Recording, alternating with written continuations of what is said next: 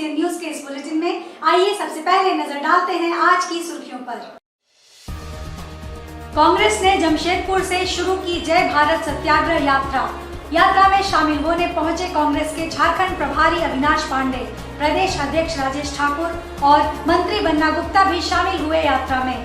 कांग्रेस को बताया महात्मा गांधी के पद चिन्हों पर चलने वाली पार्टी। हाथियों के झुंड ने 42 वर्षीय व्यक्ति को कुचलकर मार डाला। ग्रामीणों ने वन विभाग और पुलिस को दी घटना की सूचना। मृतक के परिजनों को वन विभाग ने दिया मुआवजा। हाथियों के आतंक से ग्रामीणों में दहशत का माहौल। हाथियों की गतिविधियों से वन विभाग भी परेशान। राज्य सरकार की कार्यशैली के खिलाफ भाजपा ने आंदोलन का किया ऐलान। 11 अप्रैल से होगी आंदोलन की शुरुआत। रांची में सचिवालय के सामने धरना प्रदर्शन से शुरुआत होगी आंदोलन की। सांसद विद्युत वरण महतो ने राज्य सरकार पर लगाया भ्रष्टाचार में लिप्त रहने का आरोप। आइए बात करते हैं कांग्रेस की जय भारत सत्याग्रह यात्रा के जमशेदपुर से शुरुआत की।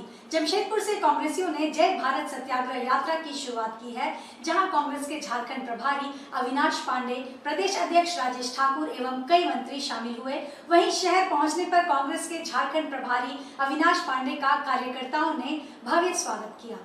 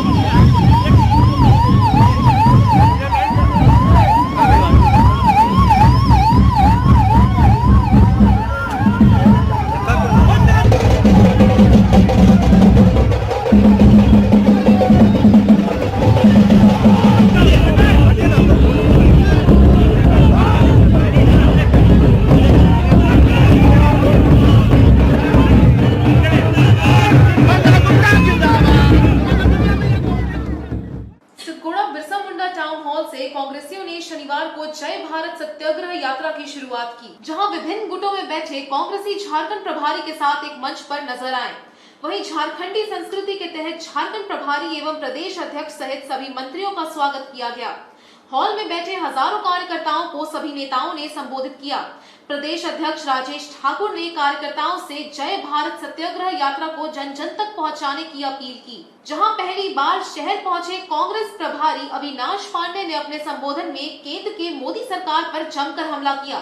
उन्होंने कहा कि आज देश में लोगों के बोलने पर पाबंदी लगा दी गई है, जहां हमारे पार्टी के युवा भारत जोड़ो यात्रा के माध्यम से देश की आवाज बनकर केंद्र सरकार से अडानी और अंबानी से मोदी जी के रिश्ते के बारे में पूछ रहे हैं। तो इसमें गलत क्या है?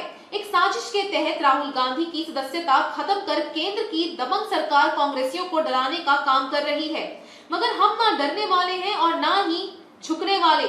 राष्ट्रपिता महात्मा गांधी के बताए मार्ग पर चलकर हम सत्याग्रह यात्रा के माध्यम से केंद्र की दमनकारी नीति का विरोध करते रहेंगे। आज जय भारत सत्याग्रह ये जो हमारा पूरा आंदोलन चल रहा है पूरे देश में, जो कि पिछले दिनों आज देश की वर्तमान राजनीतिक स्थितियों को देखकर और जिस प्रकार से विपक्ष की आवाज को दबाने का एक कुप्रयास केंद्र सरकार द्वारा किया जा रहा है, उसके विरोध में और लोगों में जन जागृति पैदा करने के लिए ये आंदोलन शुरू किया है। अगले 13 दिनों तक प्रदेश के हर मुख्यालयों में जाकर हमारे प्रदेश के जितने भी सम्मानित पदाधिकारी हैं, जिला स्तर पर, प्रखंड स्तर पर, पंचायत एवं मंडल स्तरों पर, उनसे निवेदन करने आया हूं कि लोगों तक जाकर आज जिस प्रकार से देश को बेचा जा रहा है, जिस प्रकार से लोकतंत्र की हत्या हो रही है, संविधान खतरे में है, उसे बचाने के लिए हम जन जन तक जाएं और लोगों को जागृत करें ताकि इन ताकतों का हम डटकर मुकाबला करें। देश का संविधान खतरे में है, लोकतंत्र खतरे में है। ऐसे में देश हमने बनाया है तो देश बचाने की भी जिम्मेदारी हमारी है और इस नाते हम लोग गांव-गांव, कस्बा-कस्बा जाने का प्रयास कर रहे हैं। हम लोगों से मतलब ये है कि आप सब जो लगातार नुक्कड़ सभा कर रहे हैं, ब्लॉक में, प्रखंड में, पंचायत में जाकर के उसको आगे बढ़ के करना है। आदरणीय प्रभारी जी लगातार 1 महीने झारखंड में प्रवास करेंगे। उस निमित्त हमने पहले 14 दिन का एक सत्याग्रह यात्रा का रूप चार्ट तैयार किया और आप सबों से भी कहा हुआ है कि आप लोग रूट चार्ट जो प्रखंड का है, जो जिले का है, वो दे, और बहुत सारे लोगों ने दिया है। कुछ लोग नहीं दिए हैं, वो जल्द से जल्द दे दे। मेरा हाथ छोड़ के प्रार्थना यही है आप सबों से कि जैसा कि डॉक्टर अजय कुमार जी ने, हमारे जो पूर्व प्रदेश अध्यक्ष, हमारे पूर्व प्रदेश अध्यक्ष प्रदेश बालूचू जी ने, आप सबों के नेता और आप सबों के बीच बराबर दमखम के साथ आपकी लड़ाई लड़ने वाले बन्ना गुप्ता जी ने, जो आज बड़े भाई आदरणीय सुबोध कांत सहाय जी ने सारी बातों को कहा है, राकेश्वर पांडे जी ने, रघुनाथ पांडे जी बैठे हैं, सभी लोगों ने जो बातें कही है उसको हमको आत्मसात करना है और इस मुहिम को आगे बढ़ाना है। जो लोग ये समझते हैं कि हम आदरणीय राहुल गांधी की लड़ाई लड़ रहे हैं, वो गलत समझते हैं। हम अडानी के खिलाफ लड़ रहे हैं, हम आपकी लड़ाई लड़ रहे हैं। आदरणीय राहुल गांधी जी भी आपकी लड़ाई लड़ रहे हैं। आपकी लड़ाई लड़ने में उनकी सदस्यता गई है, इसलिए हमारा आप सबों से नम्र निवेदन होगा कि उस लड़ाई को अंजाम तक पहुंचा करके हम दम ले, तभी जाकर के हमें असली विजय की प्राप्ति होगी। और जो हम सोचते हैं कि हमने देश बनाया है, तो देश बचाने की जिम्मेदारी हमारी है। आइए बात करते हैं चांडिल क्षेत्र में जंगली हाथियों के झुंड द्वारा ग्रामीण को कुचल कर मार डालने की। सरायकेला जिला के चांडिल अनुमंडल क्षेत्र में हाथियों के एक विशाल झुंड ने पाल्ला जंगल में डेरा डाला है। इस झुंड में 35 से 84 की संख्या में हाथी शामिल हैं। उसी झुंड से बिछड़े जंगली हाथी ने शनिवार सुबह शौच के लिए निकले रोहित सिंह मुंडा 42 वर्षीय व्यक्ति को कुचल कर मार डाला। हाथियों के आतंक से ग्रामीण दहशत के साए में जीने को मजबूर हैं। हालांकि वन विभाग व स्थानीय पुलिस को इसकी सूचना दे दी गई है। घटना शनिवार तड़के चौका थाना क्षेत्र के गांव बालीडी की है। मृत व्यक्ति की पहचान बालीडी गांव निवासी 42 वर्षीय रोहन सिंह मुंडा के रूप में की गई है। वो आज सुबह प्रतिदिन की तरह जंगल की ओर शौच के लिए जा रहा था, तभी झुंड से बिछड़े एक हाथी ने उस पर हमला कर दिया और उसकी जान ले ली। घटना के बाद काफी देर तक मृतक का शव पड़ा रहा। इधर डर के मारे गजराज के वहां से निकलने के बाद स्थानीय लोगों ने पुलिस और वन विभाग को घटना की जानकारी दी, जिसके बाद पुलिस और चांडिल वन क्षेत्र के पदाधिकारी द्वारा कार्रवाई करते हुए मृतक के परिवार को मुआवजा की अग्रिम राशि 50,000 रुपए दिए गए।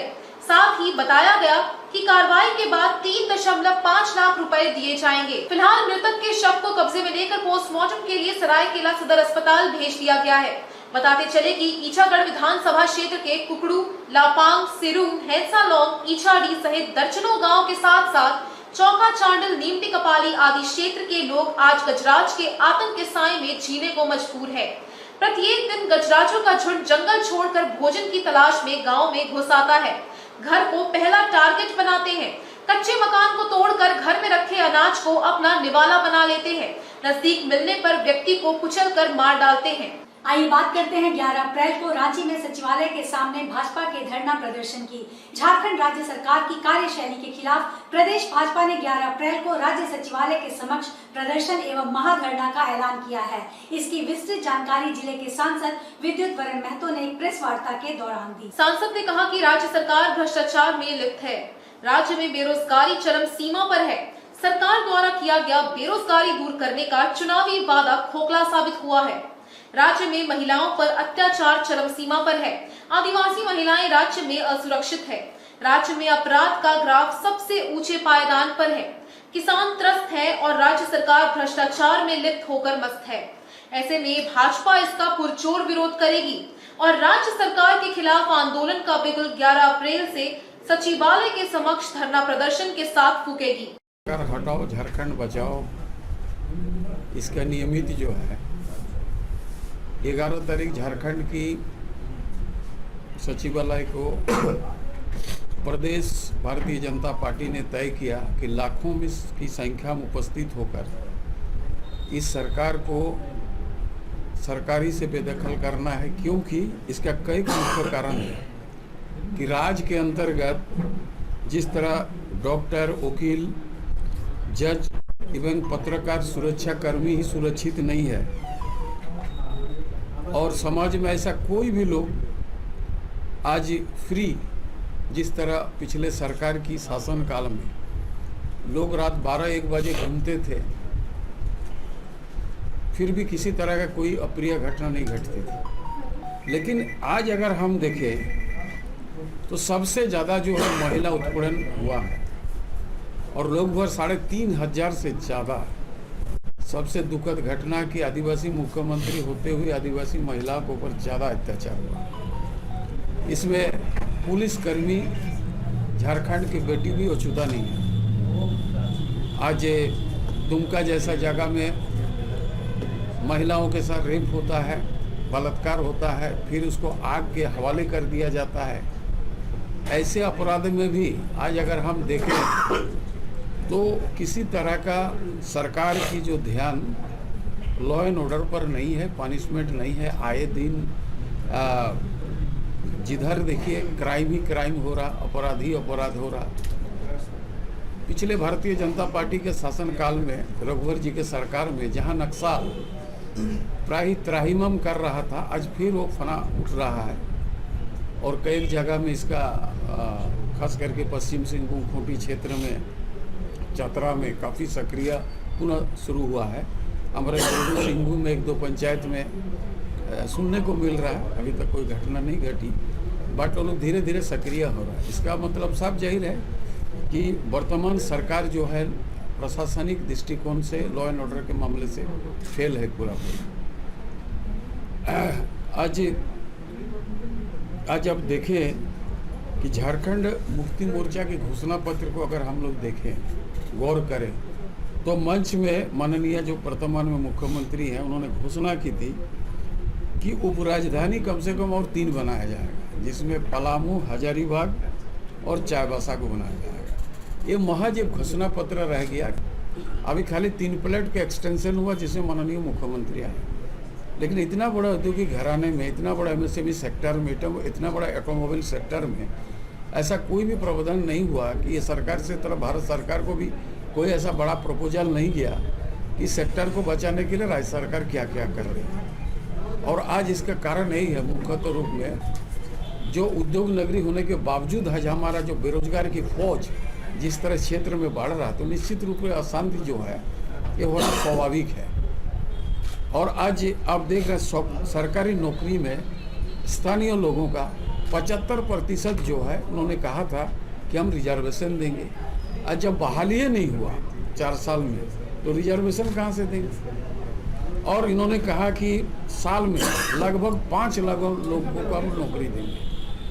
आज अगर हम ढूंढें तो 5 लाख या मोल से 300-400 लोग के अलावा आज तक किसी को नौकरी नहीं मिली। उन्होंने ये भी कहा कि शिक्षित बेरोजगार जो पढ़े लिखे लड़का है उसको 5,000 और 7,000 हम रुपया देंगे स्टाइपेंड के रूप में, जब तक उनका नौकरी नहीं होगी तब तक के लिए, ताकि उसका किसी तरह का किसी दिक्कत नहीं हुआ। लेकिन ये घोषणा पत्र महज घोषणा पत्र रह गया। और आज आप देख रहे होंगे कि आज बेरोजगार लोग, सारे बच्चा जो आज रोड पर है, अपना हक और अधिकार की बात कर, इसका घोषणा पत्र चर्चा कर रहे हैं। अब जो रिक्तियां हैं, काफ़ी मात्रा में सरकारी पदों में रिक्तियां हैं, लेकिन इनका जो बहाली का जो नीति बनना था, नियोजन नीति, आज तक नहीं बन पाया। फलस्वरूप क्या ना, बहाली में अटक रहा, हाईकोर्ट स्टे दे रहा, हर वैकेंसी पर रोक लगा रहा। ये लगता है मेरा देश में पहला ऐसा प्रदेश है जो बहाली में हर समय कोर्ट रोक देता है, किसी ना किसी फॉल्ट रहने के कारण। न्यायालय ने वो तो अपना काम करेगा, लेकिन हम ऐसा काम ना करें कि प्रलोभन दिखा के बच्चे को फिर रोड में उतारने का बाध्य कर दें। आज अगर देखें, जन वितरण प्रणाली से चाय पत्ती, सरसों तेल, साबुन, दाल दिया जाएगा, ये भी उन्होंने घोषणा किए थे, हम नहीं बोल रहे। उनकी घोषणा को आपसे अवगत कर रहा, 4 साल पार हो गया, ये कब मिलेगा। गरीब तो उम्मीद और आशा के जिंदा है कि शायद आज मिले, शायद कल मिले, लेकिन आज तक ये सिर्फ घोषणा में रह गया, आज तक ही धरातल में नहीं उतार सका। तो यह दुखद घटना है कि अभी जो हमारा रूरल एरिया है, आज सब जगह अकाल क्षेत्र घोषित हुआ, लेकिन पूर्वी सिंहभूम में कुछ ब्लॉक को घोषित नहीं किया। तो धान ओनली फॉर 35%, 40% धान हुआ।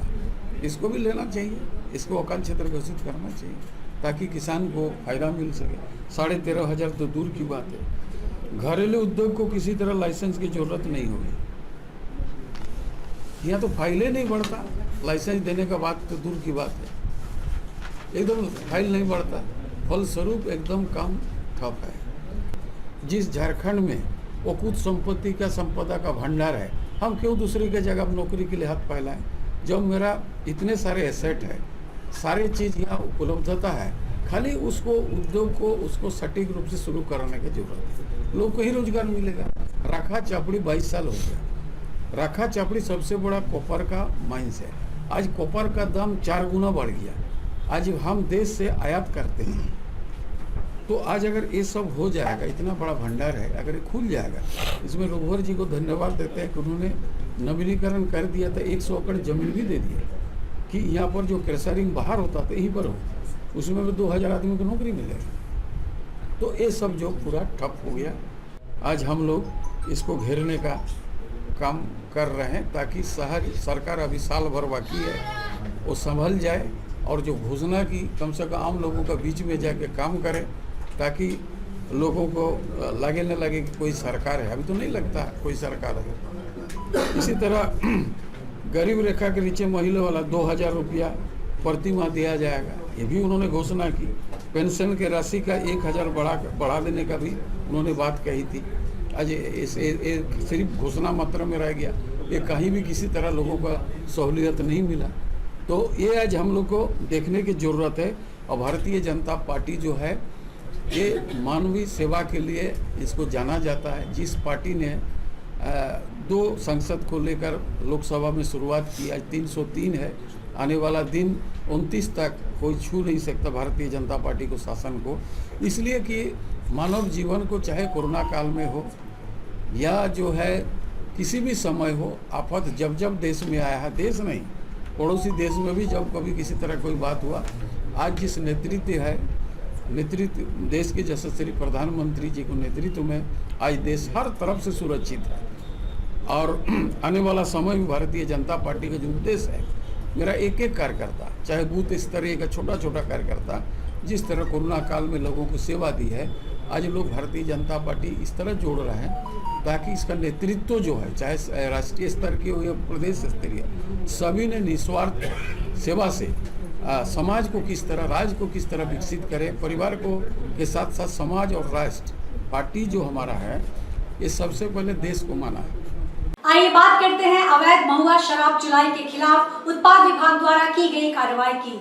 उत्पाद विभाग की कार्रवाई में बिरसानगर थाना के हुड़लुंग एवं लालचांद में 2 अवैध महुआ शराब चुलाई भट्टियों को ध्वस्त किया गया है। उत्पाद विभाग की पुलिस के पहुंचने की भनक मिलते ही चुलाईकर्ता भागने में सफल हो गए। तलाशी के दौरान पुलिस ने भारी मात्रा में चुलाई शराब जब्त किया, जबकि जावा महुआ को वहीं विनष्ट कर दिया गया है। सहायक आयुक्त उत्पाद पूर्वी सिंहभूम के निर्देशानुसार उत्पाद विभाग द्वारा बिरसानगर के हुड़लुंग एवं लालटांड में 2 अवैध महुआ शराब चुलाई भट्टियों को ध्वस्त कर दिया गया है। उत्पाद पुलिस के आने की भनक लगते ही चुलाईकर्ता भागने में सफल हो गए।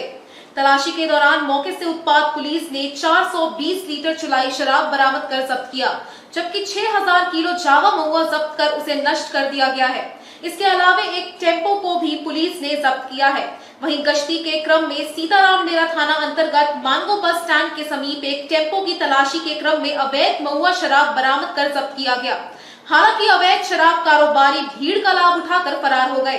अवैध शराब कारोबारी के विरुद्ध फरार अभियोग दर्ज किया गया है। आइए बात करते हैं टाटा वर्कर्स यूनियन के कमेटी मेंबर इस्माइल आजाद को गोली मारकर जख्मी किए जाने की। जमशेदपुर के आजाद नगर थाना अंतर्गत चेपापुल के पास अपराधियों ने टाटा वर्कर्स यूनियन के पूर्व कमेटी मेंबर मोहम्मद इस्माइल आजाद को गोली मार दी। आजाद के कंधे में गोली लगी है, उन्हें इलाज के लिए टीएमएच में भर्ती किया गया है।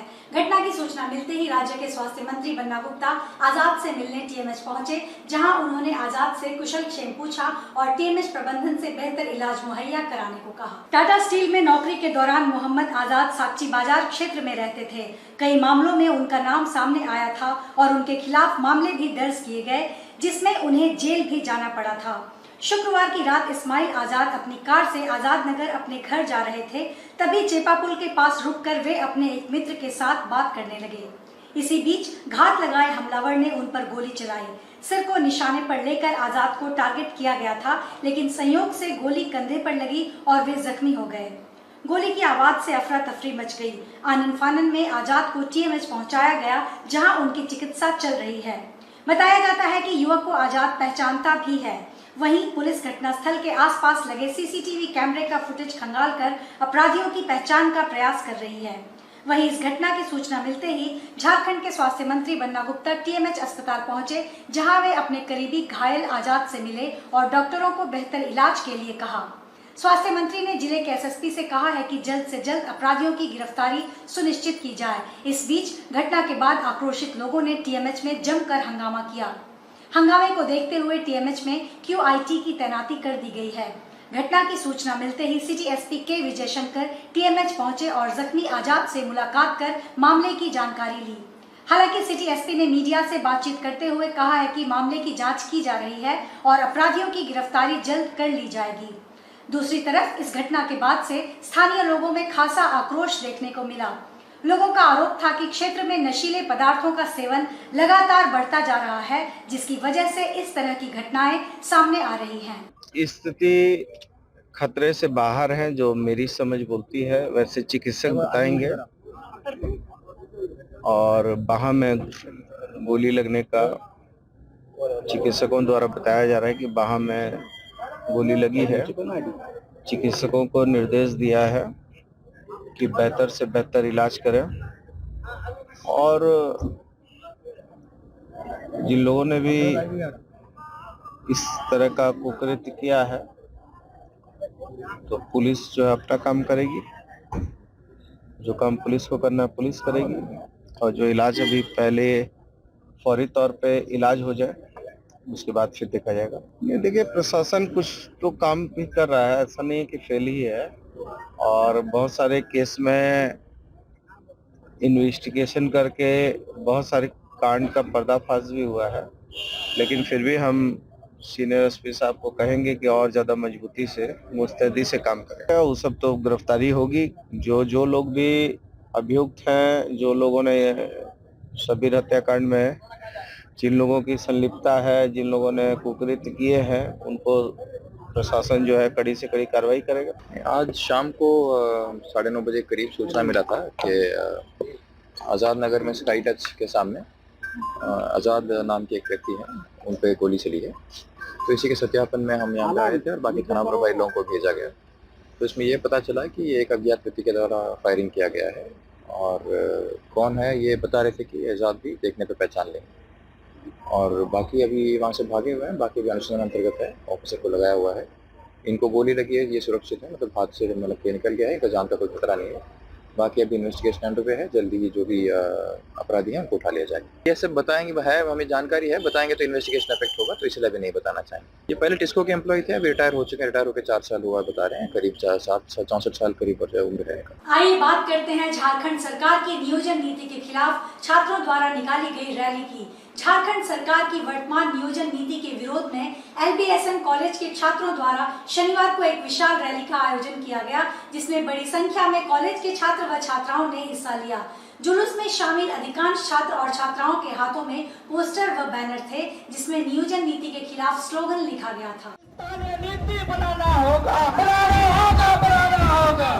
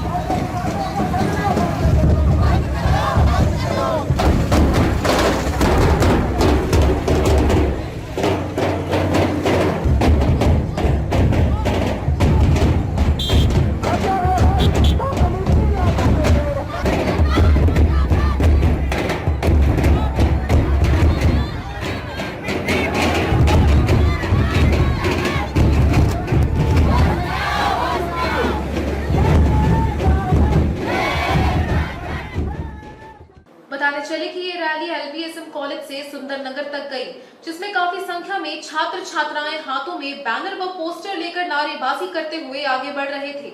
वे लोग हेमंत सरकार की नीतियों का पुरजोर विरोध कर रहे थे। वहीं छात्रों ने कहा कि वर्तमान नियोजन नीति को अविलंब रद्द किया जाए, नहीं तो आंदोलन और तेज होगा। जुलूस में शामिल छात्र व छात्राएं आदिवासियों को 100% आरक्षण दिए जाने की मांग कर रहे थे। हम लोग का यही छात्रा का हम लोग का यही मांग है कि सरकार से जो भी 60-40 का नियोजन नीति निकाला है उसको जल्द से जल्द खरीद करके हमें 100% अधिकार दिया जाए। ये छात्रा का जो ये है ये तब तक जारी रहेगा जब तक वो लोग ये सरकार अपना ये को रद्द नहीं करता है, तब तक ये रहेगा। सरकार को ये समझ में आ जाना चाहिए कि यहाँ का स्थायी लोगों को 100% का अधिकार मिलना चाहिए और नहीं मिलेगा तो ये हम लोग का जो भी आज देख रहे हैं जनसैलाब इससे अधिक होगा और सरकार का वहाँ हम लोग आंदोलन करेंगे।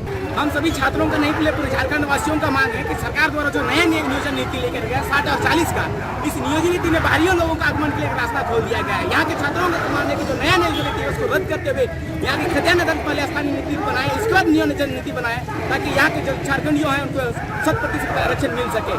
3rd से 4th ग्रेड के जो नियोजन नीति अपॉइंटमेंट होगा उसमें सिर्फ झारखंडियों का होगा और जो लोक सेवा के द्वारा जो लोक प्रशासन का नियुक्ति होगा उसमें 90 और 10 के रेशो में अपॉइंटमेंट होना चाहिए।